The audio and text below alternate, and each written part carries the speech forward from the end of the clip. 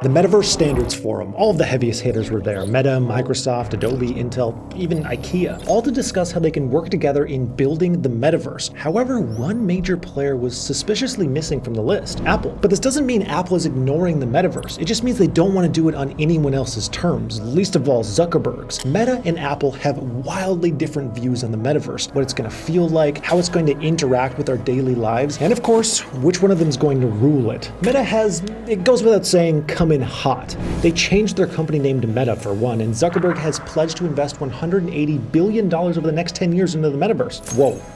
It's very clear that speed is a big part of Zuck's strategy. He wants to get there first and create the infrastructure other companies will have to build on. He's all in and wants everyone to know it. And when you think about it, it makes a lot of sense why. Facebook has never made the hardware that their products run on, so that means they had to run through other companies' devices, meaning they're subject to the privacy policies and whims of iOS and Android. Zuckerberg wants control, the hardware and the software. He wants to build the world, set the rules, define the user experience, and let's not forget, own all the data. But being the first company in a new space doesn't always mean you're going to dominate it. And there's no one who knows this better than Apple. A lot of people thought that Apple would have announced their rumored AR/VR headset by now. Its codename is Reality OS, only slightly dystopian sounding, but no. Nothing explicitly announced related to the metaverse or whatever Apple wants to call it, because Apple won't ever use the word metaverse. Seriously, when you hear Tim Cook talk about it, he always uses slightly different wording. We have over 14,000 ARKit apps in the App Store, which provide AR experiences for millions of people around the world.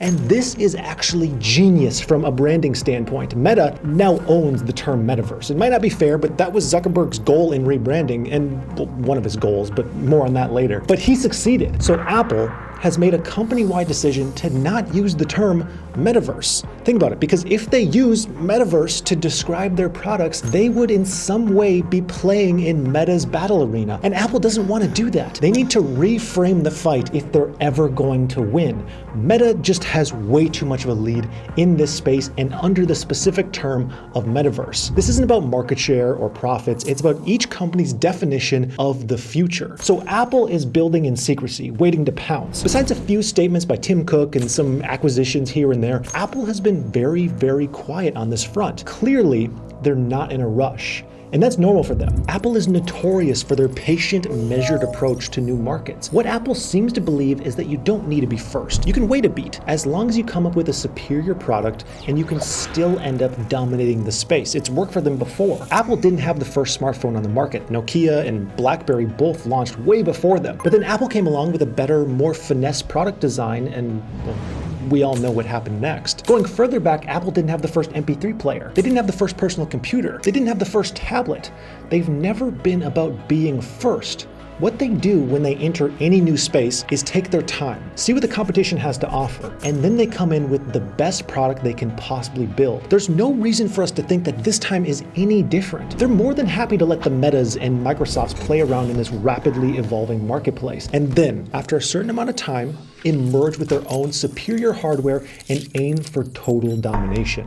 So these companies have completely opposite strategies. The question is, which one has a better chance at success? Apple's game plan does feel possible. I mean, it's Apple. You never want to bet against them, especially when it comes to creating the best user experience possible. But here's the thing, as revolutionary as smartphones were, they were still just a new kind of phone. The metaverse isn't just a new phone. We don't fully know what it's going to be, but it feels very possible that it'll be a new digital life for all of us. It's going to be something that we can barely even imagine. And you can say what you want about the cheesy video, about how much of this is just Zuckerberg trying to clean the slate and wipe away some of their awful publicity. I mean, last October, a Facebook whistleblower painted a picture of the company that was basically a half step removed from a drug cartel. I believe Facebook's products harm children, stoke division, and weaken our democracy. No one truly understands the destructive choices made by Facebook except Facebook. And it's true. In some ways, the whole Meta thing is like a massive PR rehabilitation campaign, but so far it's kind of working. The fact that Tim Cook won't even use the word metaverse sort of shows you how effective Zuck's strategy has been so far. He is in their head deep. If the metaverse is what Zuckerberg says it will be, and we'll get to that in a moment, we are looking at an entirely new, all-encompassing digital reality for all of us. And any company that wants to compete in this space will have to make some pretty dramatic changes and realignments in order to do so. Sometimes it does pay to be first. So let's think about this for a moment. What is each company known for? Meta, more than anything else, is known for connectivity. Facebook, no matter how much bad publicity they've gotten, no matter how many times your aunt uses it to post political minion memes, is still the largest social media space in the world by a mile. When Zuckerberg talks about the metaverse, he's evoking the same lofty ideas that he used in the early days of Facebook, the idea of connection. Except this time, the goal is connection plus presence. The next platform and medium will be even more immersive. An embodied internet where you're in the experience, not just looking at it. First, the feeling of presence. This is the defining quality of the metaverse. If the metaverse is really the next evolution of social technology, then it feels obvious that Meta is in the best position to conquer it. They just need to shift their web of billions of users into this even more connected space. Simple, right? Except there's still that sticking point. Trust. Facebook breached the trust of users. Facebook and Mark Zuckerberg are ruining people's lives, and at some point, something has to be done about it. If something like Facebook launched today and the company behind it had as much baggage as they have right now, would it grow at the same speed it did? Doubtful. And even with the new name, the rebrand, people aren't dumb. They know Meta is Facebook. For Meta to conquer this space, they need to regain a lot of consumer trust. They need people to believe in them and their unique vision. Can they actually do that? Only time will tell. And then we have the other company, one that has retained a truly remarkable level of public trust, even as they've scaled to a totally massive level. Just think for a second about all the things that you trust Apple with, the things that we all just put into our phones without even thinking twice. You know, our passwords, our credit cards, our private photos, basically all of our deepest, darkest, kinkiest secrets. It's all right here on this phone. And we do it without even thinking. Why? Because it's Apple. We just trust that Apple is going to do the right thing. And this isn't an accident. Retaining trust was a core tenet of Steve Jobs' strategy. Tim Cook has run with this as well, saying that for any new tech to work, it must have human trust. Meta, as of now, doesn't really have that trust. Apple does. They aren't telling us their metaverse plans yet or revealing their hardware, but once they do, there's no data out there to make you think that they won't have a similar amount of innovation within this space. On the trust point, I need to talk about today's sponsor, iTrustCapital, the site that combines crypto with the insane tax benefits of a Roth IRA. Say goodbye to capital gains tax. I trust iTrustCapital, and they trust me. In fact, they trust me so much that they're just letting me do whatever I want with this 15-second ad. So I'm going to take this opportunity to try stand-up for the first time. Let's put 15 seconds on the clock, and here's my hopefully very relatable stand-up from my relatable life. Has this ever happened to you? You're in Puerto Rico editing a YouTube video about how global cartels of elites are funneling dark money into a top-tier coin called Elon Musk's hole. That's my time. I trust Capital. Trust them with your money so they can trust me with my ad time. So in some ways, this whole thing is a classic story. Two corporate titans fighting one another for dominance and market share. This has happened everywhere from energy to telecom to fast food burgers. I have a competition in me. But underneath that, there are some larger questions here about the metaverse itself. Like, how's it going to look? How are we going to interact with each other in the space? What is it actually going to be? Meta and Apple, from what we've seen so far, have very, very different views on this. Many of the core philosophical differences between these two companies can be summed up by one basic question: VR or AR? Meta is putting all of its chips into VR, both figuratively and literally, like computer chips. Their vision of the metaverse is a total, all-encompassing virtual reality, an embodied virtual universe. We saw it in Zuck's video, and we'll see it in Project Cambria, the successor to the Quest 2. It's going to have all sorts of deeply immersive features. The aim of all of this is to stimulate you down to every pore, every strand of hair, every micro movement, to create 3D replicas of people, places, and things so tactile and realistic that they become essentially reality. That's the future Meta is envisioning. Apple's vision is a bit different.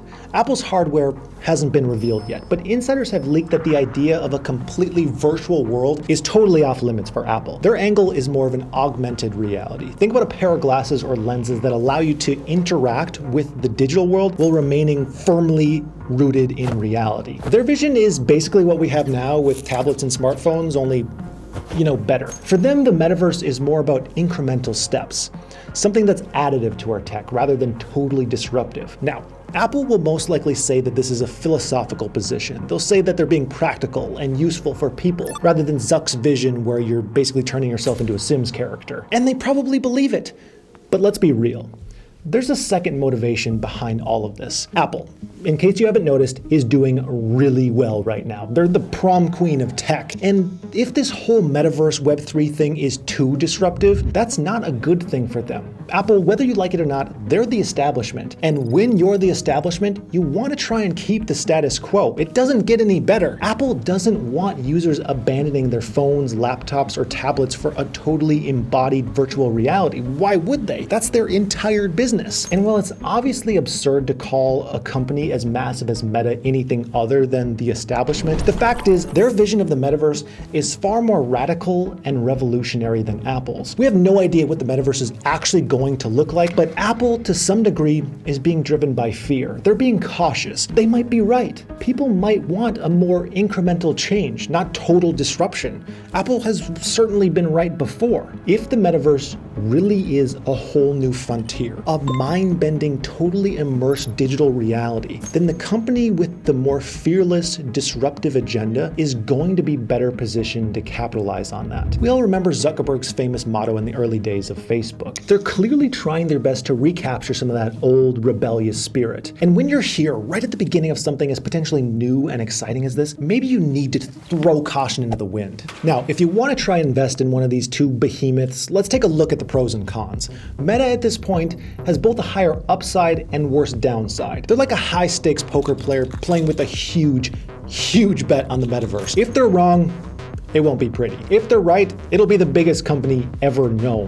Now, Zuckerberg recently sent a company-wide message telling his employees to turn up the heat on performance goals and brace for a major downturn. So there are some warning signs here. For Apple, the metaverse is going to either be a smooth, incremental expansion of their current ecosystem, or worst case, it knocks them down a peg or two. But you don't see Tim Cook sending out panicked messages to staff. You don't see them rebranding their entire company around this. For them, the metaverse is going to be big, but not life-altering. Now, investing is all about risk mitigation, and Meta definitely comes with more risk. So the final question is, obviously, who's gonna win? And the answer, we don't know. It could be either of these companies, or it could be Alphabet, Microsoft, or some new company that none of us could ever anticipate, a company that comes out of nowhere and revolutionizes this version of the internet. Maybe that's exactly what's needed, a new player. The fact is, just because Zuckerberg is doing everything he can to rebrand his company and refocus their mission does not mean it's a guarantee that they win. And at the same time, just because Apple has become ingrained into all of our lives does not mean they're going to be able to do the same thing in this totally new revolutionary space. We don't know who's gonna win. We don't even know what it's gonna look like yet. But I do have a feeling that the true winner will be whoever respects the user most through trust, security, and user experience. We can sell up to 80% of an individual's visual field before inducing seizures.